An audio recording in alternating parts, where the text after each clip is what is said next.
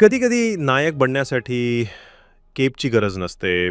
गरज असते ती फक्त थोड्या मनापासून केलेल्या मदतीची. ही गोष्ट आहे 2 अशा छोट्या नायकांची, बंटी आणि गुड्डीची. चला, ऐकूया त्यांची एक साधी पण मनाला भिडणारी गोष्ट. बंटी, मी आज सुपरहिरो कथा घेणार. तू काय घेणार? माझं ठरलंय. मला रहस्यमय गोष्टी आवडतात. गुप्तहेर गप्पू शोधतोय मी.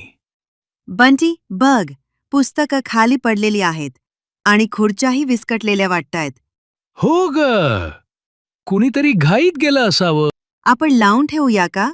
पुस्तकं नीट ठेवली तर दुसऱ्याला शोधायला सोपं जातं. बरोबर, आणि लायब्ररीवाल्या ताईंनाही त्रास वाचेल. एवढंसं काम केलं, पण मन खूप आनंदी वाटतंय.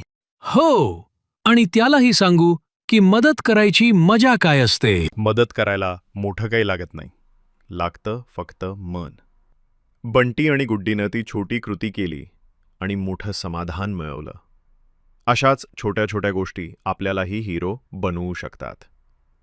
गोष्ट आवडली असेल तर लाईक करा, शेअर करा आणि अशाच कथा ऐकण्यासाठी सबस्क्राईब करायला विसरू नका.